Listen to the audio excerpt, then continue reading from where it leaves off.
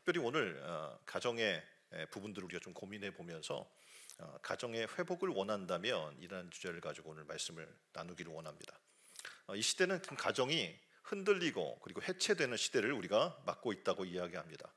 지금 여러분이 아는 것처럼 우리 대한민국이 급격한 산업화를 거치면서 굉장히 개인주의로 빠지지요. 그리고 고령화, 저출산, 별거, 가출, 이혼율 증가 이런 것과 맞물려서 가족 해체 현상이 굉장히 급속히 빠르게 진행이 되고 있습니다. 근데 문제는 흔들리는 가정으로 끝나는 게 아닙니다.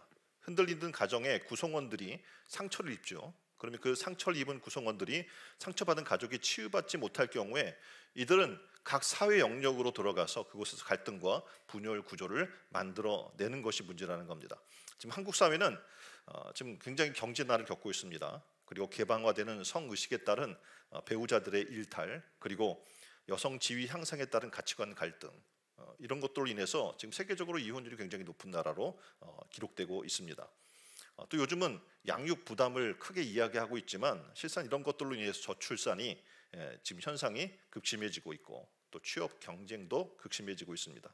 그래서 결혼 연령이 여러분 그 연령이라고 하는 이 시기가 굉장히 높아지고 있죠. 그래서 만혼화 현상이라고 하는 게 지금 너무 일반화되어 있는 시대에 우리는 살고 있습니다.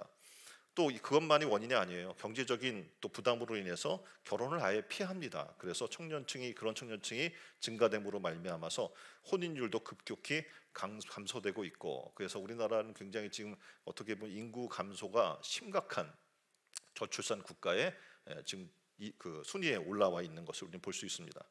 이선희 교수의 가정의 위기와 회복이라는 글이 있어요. 이 글에서 한국 사회의 이런 많은 가정의 파괴 그리고 해체에 직면하고 있다고 이야기하면서 이런 원인을 얘기하죠. 아까 앞에서 얘기했던 저출산, 그리고 이혼, 유기, 살인, 불륜, 독거, 이런 여러 가지 문제점을 든 다음에 뭐라고 원인을 얘기하냐면 이 모든 시도는 하나님이 세우신 질서에 대한 도전이고 세상적인 가치관을 따라서 결혼에 대한 거룩성을 경시하고 자기 중심성에서 벗어나지 못한 데서 비롯된 것이다 라는 것을 지적합니다. 성경에서 가장 하나님께서 아름답게 에덴 동산을 만드시고 그곳에 남자를 만드시고 또 여자를 만드셔서 아름다운 가정을 하나님은 만드시려고 하십니다. 그런데 그 가정의 견고한 가정을 무너뜨리려고 하는 이제 사탄의 유혹이 있죠. 그래서 그 유혹으로 말미암아 결국은 하나님께서 그들을 에덴에서 추방하는 사건이 일어나게 됩니다. 오늘 이 시대를 사는 이 가정에 동일하게 사탄은 가정을 무너뜨리려고 하는 수많은 유혹을 우리에게 하면서 가정을 흔듭니다. 이럴 때 우리는 더 복음으로 들어가야 하고 하나님의 뜻을 우리는 깨달아서 가정이 하나님이 원하시는 그런 가정의 천국을 이루는 그런 은혜의 일들이 일어나기를 소망합니다. 그래서 5월 가정의 달에 특별히 오늘 우리는 어린이 어버이 축제를 열면서 진정 하나님께서 의도하셨던 에덴 동산과 같은 그런 아름다운 가정, 그래서 이 가정의 회복을 우리 본문 에베소 오늘 본문의 말씀을 통해서 우리가 함께 은혜를 나누고자 합니다. 그러면 가정의 회복을 우리는 원하고 있는데 어떻게 해야 할까요? 그 첫 번째는 뭐라고 이야기하고 있냐면 예수님이 이 가정의 주인 되시면 된다라고 그 첫 번째 비결을 얘기해 주고 있습니다. 자, 1절과 2절을 한번 보겠습니다. 말씀. 사흘째 되던 날 갈릴리 가나에 혼례가 있어서 예수의 어머니도 거기 계시고 예수와 그 제자들도 혼례에 청함을 받았더니, 지금 본인 이 본문에 등장하고 있는 가나의 혼인집이 있어요. 근데 이 혼인집에 문제가 발생을 했습니다. 문제는 포도주가 떨어진 것이었어요.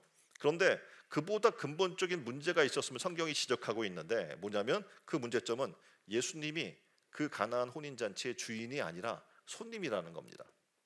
그러니까 주님이 초청을 지금 받아서 가신 거예요. 그곳의 주인이 아니라는 거죠. 다시 말하면 우리가 실제적인 삶을 살면서 예수 그리스도를 나의 삶의 주인으로 영접하고 주님의 통치받기를 원하고 그곳을 우리는 하나님의 나라라고 이야기하고 있는데 실상 그런 삶을 살고 있느냐라는 겁니다.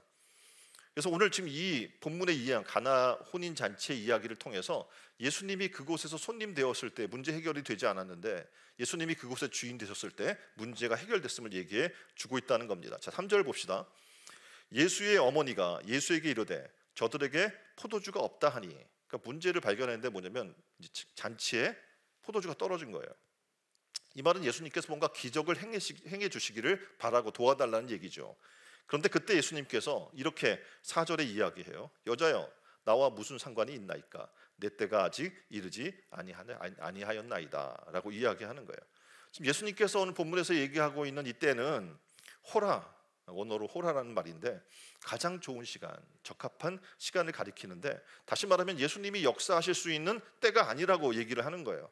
다시 말씀드리면 오늘 예수님은 뭐로 초대된 거예요? 게스트로, 손님으로 초대되었어요. 그럼 손님 상태에서는요 도와줄 수가 없어요. 왜냐하면 예수님이 지금 주인 삼아 있지 않는데 손님으로서 가서 이렇게 해라 저렇게 해라 지시할 수 있어요? 손님이? 그럴 수 없지 않습니까? 그래서 예수님이 이곳에 주인 되셔야만 하는 그런 지금 문제 해결의 중요한 부분을 지금 얘기해 주고 있는 겁니다. 그래서 마리아는 깨닫습니다. 그리고 지금 위치가 지금 마리아의 지금 위치가 보면 이것저것을 명할 수 있는 그런 거의 호스트로 초대가 된 것 같아요. 그래서 주인의 입장이었기 때문에 본문 상황에서 보면은 어머니를 뭐라고 부르고 있냐면 귀나이, 단지 귀부인으로 불렀다는 그 부분을 우리가 볼 수 있어요. 그러니까 원어로 해석하면 귀부인이에요. 그러니까 지금 우리 말로 번역하면 여자예요. 그러니까 건방지게 아들이 엄마한테 여자 이렇게 얘기해 이렇게 생각할 수 있는데 아니에요. 호칭 원어의 의미를 찾아보면 귀부인을 호칭하는, 그러니까 굉장히 존칭하는 존재로 지금 부르고 있는 것을 알 수 있습니다. 그래서 지금 어떻게 보면 이 거의 호스트의 위치에 있었기 때문에 지금 이 어머니 마리아의 입장에서 지금 초청됐던 것은 아마 친척집이나 잔치를 준비한 한 일원으로 초대되었음을 볼 수가 있습니다. 그래서 5절에 보면 이 어머니가 하인들에게 이렇게 이야기합니다. 그 어머니가 하인들에게 이르되 너희에게 무슨 말씀을 하든지 그대로 하라 라고 이야기를 해주죠. 지금 어떻게 보면 마리아는 위치가 명령할 수 있는 그런 위치였던 거죠. 그러니까 이 하인들을 불러서 어떻게 해요? 그 위치에 변화를 준 거예요. 예수님이 이곳에서 명령하는 대로 그대로 너희 하인들은 순종해라 라고 이야기를 해준 겁니다. 다시 말하면 이제 게스트에서 호스트로, 주인으로 바뀌는 지금 상황인 거예요. 자, 마리아는 자신이 말이 통하는 자리에서 내려와서 이제 예수님이 말씀이 통하는 주인의 자리로 만들어 놓았습니다. 다시 말하면 예수님의 위치를 주인으로 바꿔 놓은 거예요. 이처럼 우리 삶 속에 여러 가지 문제가 생길 수 있어요. 우리는 연약한 존재이고 삶의 모든 부분에 있어서 온전치 못한 존재이기 때문에 항상 문제가 발생할 수밖에 없어요. 그때 우리가 무엇을 하려고 할 때는 우리는 그 문제를 해결할 수 있는 능력이 없습니다. 그때 우리가 해야 될 중요한 사실이 있어요. 뭐냐면 내 자신을 내려놓고 나의 주인으로 누구를? 주님을 삼는 거예요. 이처럼 우리 가정에서 예수님이 주인 되면 우리 가정의 문제들은 해결될 것입니다. 우리가 주인이고 하나님은 손님이라면 여러분의 문제는 해결될 수 없어요. 요즘은 아까도 말씀드렸던 것처럼 개인주의가 굉장히 팽배하고 남녀 어떻게 보면 존중 사상이 굉장히 커졌기 때문에 다 주인이에요. 남편도 주인이요, 아내도 주인이요, 아이들도 인권을 주장하면 주인이 됩니다. 다 주인인데 누구 말을 듣겠습니까? 아이들도 부모님 말씀 듣지 않아요. 부부 간에도 서로의 말을 듣지 않고 자기 주장만을 내세우는 그런 현실 속에 우리는 살고 있습니다. 이 상황 속에서 답은 하나예요. 주인이 우리 예수 그리스도께서 우리 삶의 주인이 되면 되는 거예요. 우리 가정의 호스트가 아니라 호스트가 되는 거예요. 다시 말해서 호주가 되는 거죠. 우리가 주인이고 하나님이 손님이어서는 절대 우리 가정의 회복이 일어나지 않는다는 겁니다. 가정에서 우리의 존재가 어떻게 해요? 드러나면 안 되는 거예요. 하나님을 높이고 하나님 말씀이 존중되고 항상 그래서 우리 가정의 예배를 드리고 말씀을 통해서 자녀들에게 또 남편과 아내가 서로 하나님 말씀이 가장 존중되는 그런 가정으로 바꾸면 된다는 겁니다. 자, 천국 잔치의 날을 우리는 맞아서 진행되고 있습니다. 이 잔치의 주인은 누구도 아닙니다. 누굽니까? 누구예요? 네, 주님입니다. 네, 하나님이 우리 잔치의 주인인 줄 믿습니다.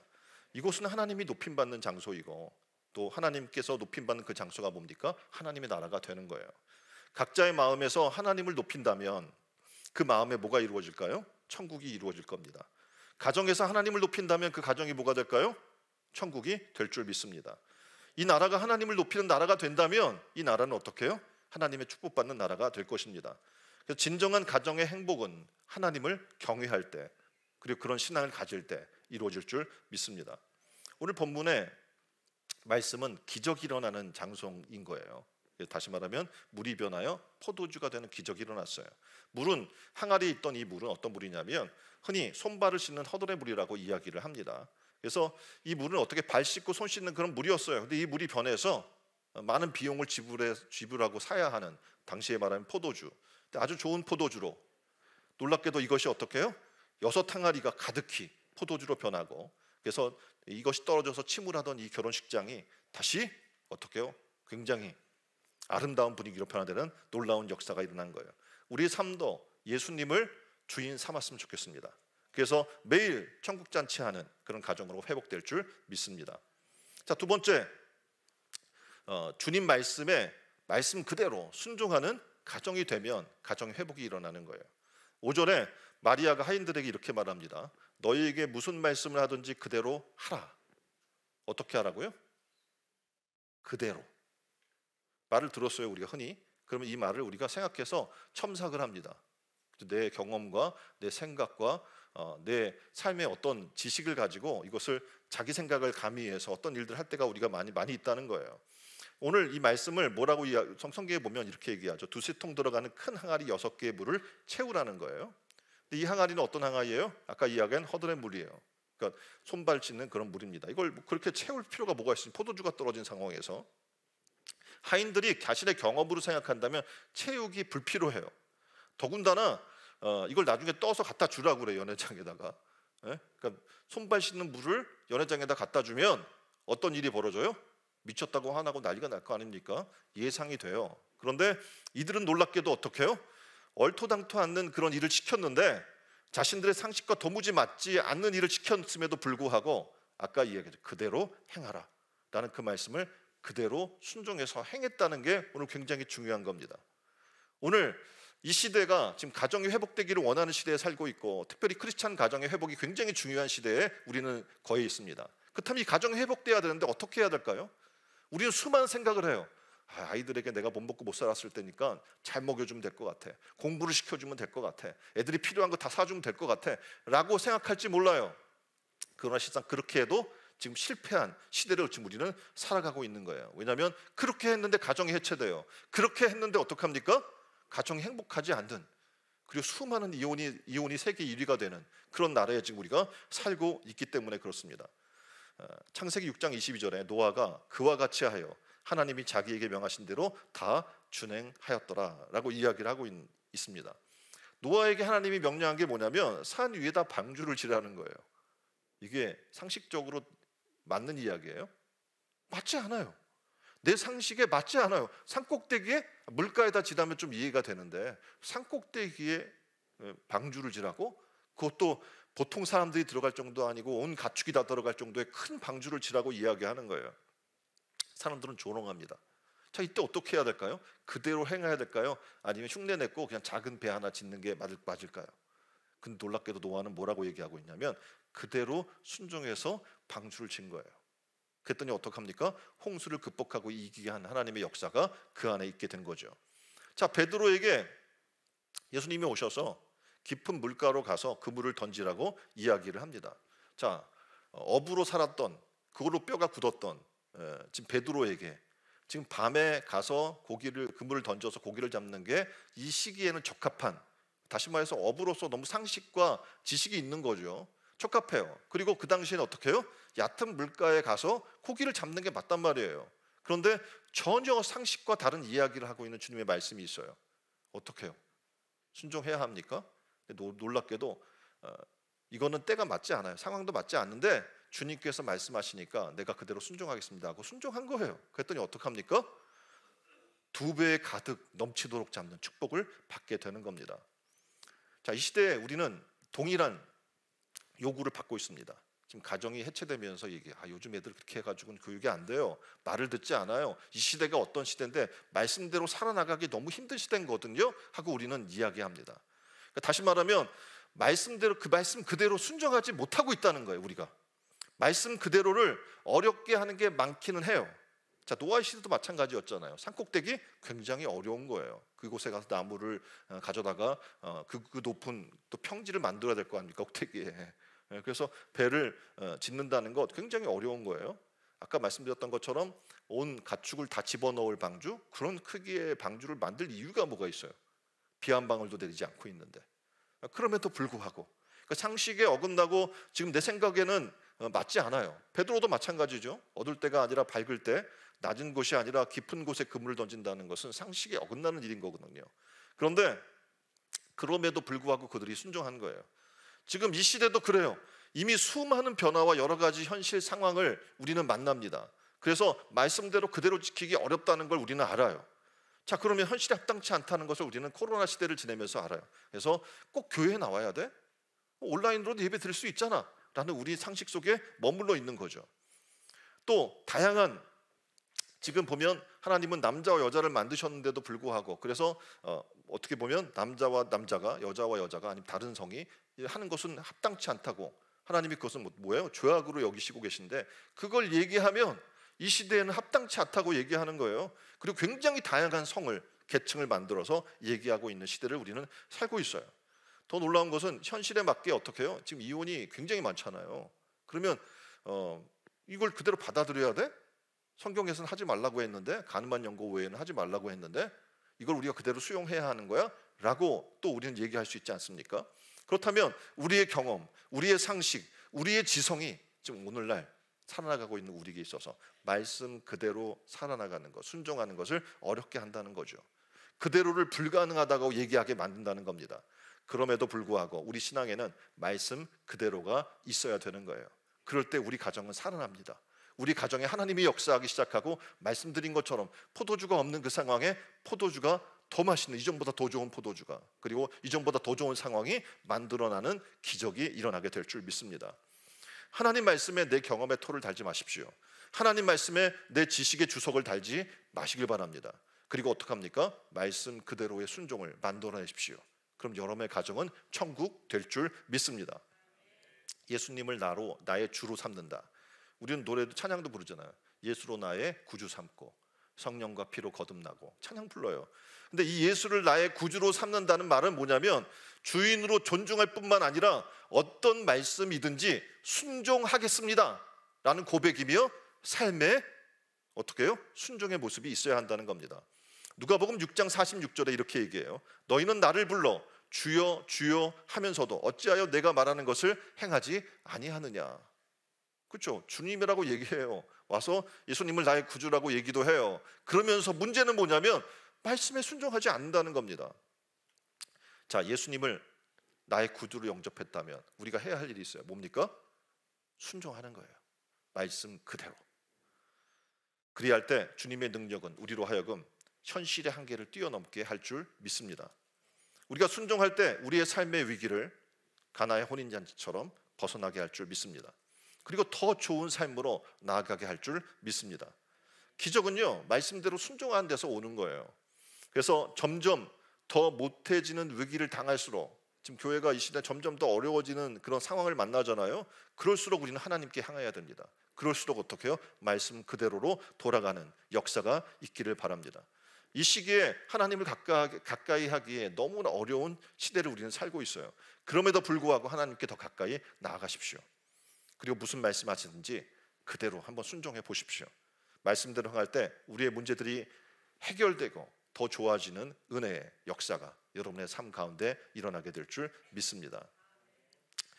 오늘 이 삶 가운데 우리는 하나님께 공경하는 것, 그리고 부모를 공경하는 것, 이것이 성경에서 이야기하는 거거든요. 그래서 반포지효라고 한 사자 성어가 있습니다. 까마귀 새끼는 자라서 늙은 어머니에게 먹이를 물어다 주는 효를 한다라는 거예요. 우리가 일반적으로 까마귀는 별로 싫어하잖아요, 우리나라에서는. 그런데 이 까마귀는 부화한 지 60일 동안 어미가 새끼에게 먹이를 물어다 줘요. 근데 이후에 새끼가 다 자라면 먹이 사냥에 힘이 붙인 어미가 먹이를 자기가 못하잖아요, 사냥을요. 그러면 어떻게 하냐면 이 까마귀가 어떻게 해요? 자기가 먹이를 물어다가 부모를 먹이는 거예요. 대단하죠? 까마귀, 우리 여기 근방에도 까마귀 날아다니잖아요. 산들이 있으니까. 이 까마귀 그냥 까마귀가 아니에요. 효를 아는 까마귀입니다.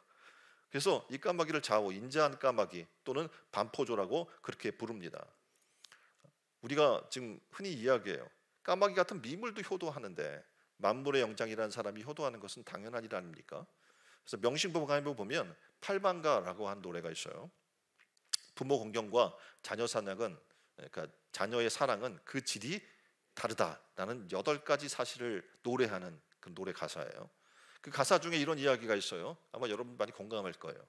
아이들은 아무리 짓걸려도 부모는 듣기 싫지 않지만 자녀는 부모가 한 번 말해도 잔소리가 많다고 생각한다. 그래요? 네, 그런 것 같아요. 부모는 아이의 오줌똥도 싫지 않지만 자녀는 늙은이의 침 뱉는 것조차 싫어한다. 자녀는 부모를 모시기를 서로 싫어하지만 부모는 10자식이라도 남주기 싫어한다. 어떻게 보면 부모 사랑과 자녀의 효도는 그 질이 비교할 수 없음을 얘기하는 노래입니다. 성경에서 그래서 에베소서 6장 2절로 3절에 이렇게 얘기해요. 내 아버지와 어머니를 공경하라. 이것은 약속 있는 첫 계명이니 이로써 내가 잘되고 땅에서 장수하리라. 이 구절의 말씀이 무슨 뜻입니까? 복을 누가 주는 거예요? 여러분 노력해서 얻는 게 아니에요. 하나님께서 주십니다. 하나님께서 복을 더 크게 주시려고 해도 여러분에게 주신 부모에게 효도하지 않는다면 더 큰 복을 줄 수 없다는 얘기입니다. 어른이 존경받는 가정이 될 때 하나님께서는 어떻게 해요? 음으로 양으로 여러분의 가족을 회복시킬 뿐만 아니라 복 주시는 은혜가 있게 될 줄 믿습니다. 그래서 여러분의 가정이 그렇게 부모를 공경하고 또 하나님의 말씀을 그대로 순종하는 그런 가정으로, 복받는 가정으로 회복되기를 주님의 이름으로 축원드립니다. 자, 가정의 회복 세 번째 비결은 뭐냐면 서로 섬김으로 일하면 된다는 겁니다. 어떻게 하면 된다고요? 서로 섬김으로 일하면 되는 겁니다. 자, 좋은 포도주를 만드는 예수님의 기적이 있기 전에 하인들의 말없는 순종, 섬김이 있었습니다. 7절에 보면 이렇게 얘기합니다. 예수께서 저희에게 이르시되 항아리에 물을 채우라 하신즉 아구까지 채웠다라고 얘기를 하고 있는 거예요. 지금 하인들은 지금 물을 갖고 오라고 한다고 이 물을 쉽게 갖고 올 수 있는 지역이 아니잖아요. 그 물이 귀한 지역이란 말이에요. 그럼 갖고 오라 그런다 거기를 또 아구까지 채우라라고 한다고 그걸 그대로 채우기 쉽지 않은 일인 거예요. 그런데 왜 채워야 하는지 물어보지 않아요. 지금 이미 다 손님도 들어와서 앉았는데 씻을 물을 거기 또 채워요? 그럴 필요가 있어요? 이렇게 따지는 사람이 하나도 없는 거예요. 물을 길어다 붓는 사명을 여기고 그냥 그 말씀 그대로 순종했던 이들을 보게 됩니다. 그리고 8절에 이제는 떠서 연회장에 갖다 주라 라고 하니까 갖다 주었다고 성경은 기록하고 있습니다. 어떻게 보면 누구 하나도 불평하는 이가 없고 누구 하나도 그걸 왜 그렇게 하냐고 따지는 이가 없었다는 거죠. 오늘 이 시대에 가정이 구성원이 있잖아요. 그러면 현대 이 가정이 구성되는데 지금 자꾸 해체되고 가정이 지금 없어져가고 하는 가장 큰 문제점 중에 하나를 사랑하는 가족이 없어서 혼자 산다. 지금 보면 가족이 있는데 다 개인주의로 살잖아요. 자취하고 뭐 오피스텔에 혼자 살거나 단독으로 사는 지금 개인 가정이 되게 많거든요. 이게 가족이 없어서 혼자 사는 게 아니에요. 부모도 싫고 자식도 싫고 배우자도 귀찮다고 하면서 독고하는 사람이 늘어나고 있다고 지금 통계를 보면 나와 있어요. 이걸 뭐라고 이야기하냐면 귀차니즘이라고 이야기해요. 우리 여러분이 많이 얘기하죠. 귀차니즘. 아 귀찮아. 근데 이것 때문에 가정을 이루지 못하고 있다는 거예요. 굉장히 큰 문제인 거죠. 귀차니즘은요 세상 만사가 다 귀찮아요.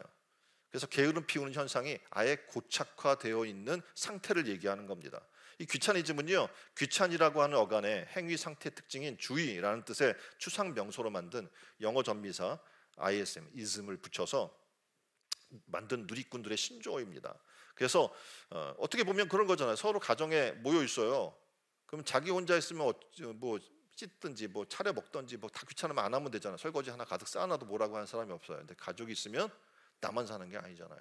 그럼 치워야 돼요. 그렇죠? 누가 어지럽혀 놔도 그것을 누군가는 쳐야 되는 거예요. 그래야 공동체가 살아나갈 수가 있는 거거든요. 그런데 귀찮아요.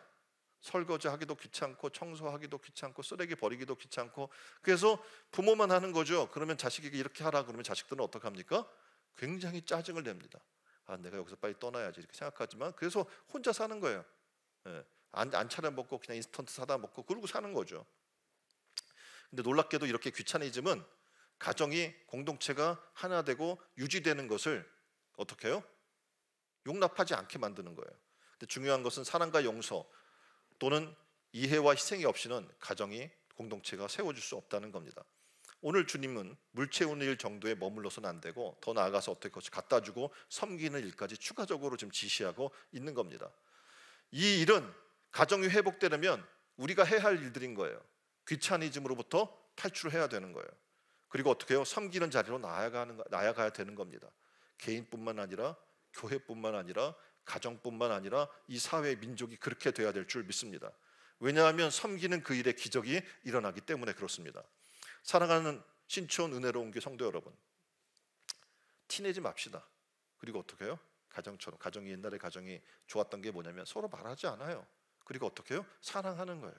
누가 어떤 것을 어지럽혀 놓으면 왜 이렇게 했어? 이렇게 하지 않고 어떻게 사랑으로 치워주는 거예요.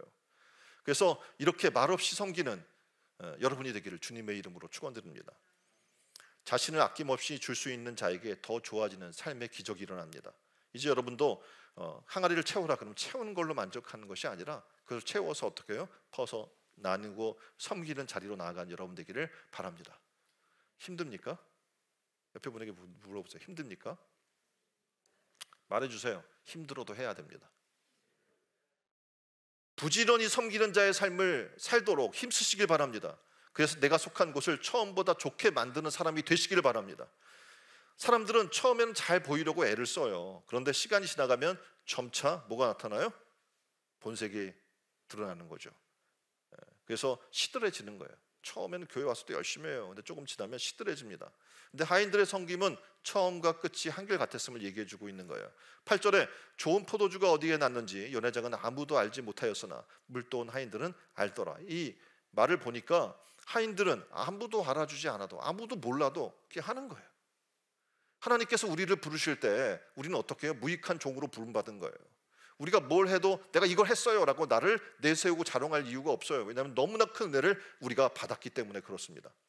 결국 우리는 어떡합니까? 눈가림하며 살아나가는 신앙의 삶을 살면 안 된다는 거예요. 말없이 조용히 섬길 수 있는 무익한 종으로 삶을 살아나갈 때 우리의 가정은 어떻게 해요? 천국과 같은 가정으로 회복되는 은혜가 있게 될 줄 믿습니다.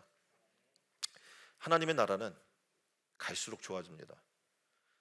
지금 이곳에서 처음에는 사람들이 나와서 이렇게 처음에는 그렇더니 점점 어떻게 더 나은 걸 내놓으냐라고 이야기하는 것처럼 갈수록 좋아지고 갈수록 은혜로워지는 것이 바로 하나님이 임재하는 장소인 겁니다. 그러기에 예수님 안에서의 시작은 미약하지만 끝은 창대케 하시는 하나님의 역사가 있게 되는 겁니다. 여러분의 삶도 이제 벌써 5월이잖아요. 근데 지금 뭐 우리가 거의 반이 온 거예요. 반이면 이제 어떻게 나머지 반도 더 좋아지게 될 거예요. 우리가 하나님 안에 있으면, 하나님을 우리 삶의 주인으로 모신다면, 부족한 부분을 주님께 맡기고 기도하면 하나님은 여러분의 삶을 더 좋은 것으로 채워주고 축복해 주실 줄 믿습니다. 하나님께서 이 가나안 혼인잔치에서 물을 포도주로 만들어 주신 것처럼, 더 좋은 상지대 포도주를 내어주신 것처럼 하나님께 점점 우리의 가정을 더 좋은 삶으로, 더 나은 가정으로 회복시켜 주실 줄 믿습니다. 자, 네 번째 비결은 이겁니다. 칭찬하고 격려해야 한다는 거예요. 어떻게 하라고요? 칭찬하고 격려하라는 겁니다. 옆에 분에게 한번 칭찬해 줄까요? 네, 오늘 참 멋있습니다. 네, 여자분에게는 오늘 참 아름다우십니다. 네, 얘기해 주세요. 네, 어색하십니까? 네, 오늘 참 여러분 멋지고 아름답습니다. 네, 이렇게 연회장에 지금 보면 9절에서 10절에 보면 이렇게 얘기해요. 연회장은 물로 된 포도주를 맛보고도 어디서 났는지 알지 못하되 물도온 하인들은 알더라. 연회장이 신랑을 불러요. 그리고 10절에 이렇게 말해요. 사람마다 먼저 좋은 포도주를 내고 취한 후에는 낮은 것을 내거늘 그대는 지금까지 좋은 포도주를 두었도다. 칭찬받는 거죠. 연회장이 예수님께서 만드신 포도주를 맛보고 신랑을 불러서 칭찬합니다. 야, 왜 이게 나중에 좋은 거를 갖고 왔어? 이게 아니에요. 왜 진작 이런 걸 알려주지 않았어? 할 말 많겠지만 놀랍게도 칭찬만 하는 거예요. 가족이란 그런 거예요. 우리가 살다가 보면 단점을 가장 가까이에서 볼 수 있는 사람들이에요. 단점 숨길 수 있어요, 가족 간에? 계속 부대고 살기 때문에 단점을 숨기기 쉽지 않아요. 단점과 결점이 그대로 드러납니다. 그런데 이것을 비판하는 무리로 가정이 머물러 있다면 그 가정은 불행한 거예요. 나 아니면 누가 얘기해 주겠어 하면서 어떡합니까? 비판하고 정죄하고 판단하게 되면 그 가정은 어떡합니까? 지옥이 되는 거예요. 그래서 가정에는 율법보다 사랑이 먼저야 되는 거예요. 그래서 예절도 있고 법도도 있어야지만 그걸 서로 비판하는 법이 되어서는 안 되고 사랑의 법이 머물러 있는 가정으로 바꾸시길 바랍니다. 그래서 칭찬해야 되는 거예요. 서로의 장점을 볼 수 있는 그런 눈을 키워야 되는 겁니다. 가족이란 관계는요, 기가 막힌 관계입니다. 하나님이 내주신 굉장히 특별한 관계예요. 이건 그래서 천국이라고 얘기하는 건데, 그래서 생각해 보십시오. 그 누구도 여러분에게 지대한 관심을 갖는 사람이 없어요. 그런데 어떻게 여러분의 단점을 보고 그럼에도 불구하고 그 단점을 커버해 주면서 격려해주는 그런 사람이 있다는 게 얼마나 행복한 일인 겁니까? 그래서 가족을 위해 우리는 해야 될 일이 있는데 뭐냐면 기도해 주는 거예요. 그 단점을 봤다면 기도해 줘야 되는 거예요. 최소한 하루에 5분이라도 가족을 위해서 기도해 주는 가정이 되어 보십시오. 그럼 어떻게 됩니까? 놀랍게도 그 가정은 하나님이 정말 사랑의 가정으로 회복시켜 주실 줄 믿습니다. 아마 여러분이 계속 그렇게 기도한다면 어느 순간 깨닫게 될 거예요. 야, 우리 가정이 너무 행복한 가정이다. 분위기가 달라진 것을 아마 느끼게 될 줄 믿습니다. 여러분이 너무 가깝다 보니까 사탄은 계속 여러분의 가정을 깨려고 유혹해요. 상대방의 단점을 더 크게 보고 단점을 지적하고 문제점을 지적해서 괴롭히려고 하는 것을 보게 됩니다.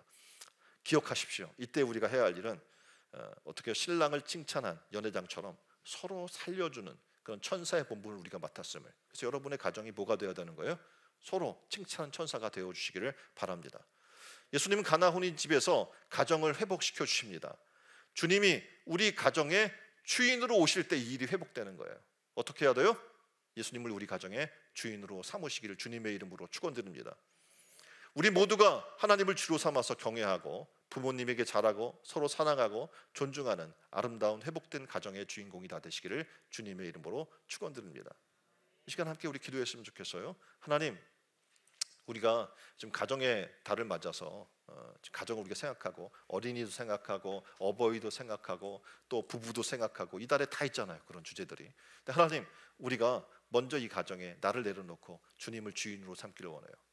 서로 분쟁하고 다투고 서로가 높다고 얘기하는 존재들이 아니라 주님이 다스리고 통치하는 하나님의 나라가 되게 해주십시오. 주님을 주인으로 삼아서 주님을 경외할 때 우리가 말씀대로 그대로 부모에게 잘하고 서로 사랑하고 존중하는 아름다운 가정으로 회복되기를 원합니다. 우리 다 같이 한 목소리로 기도합니다.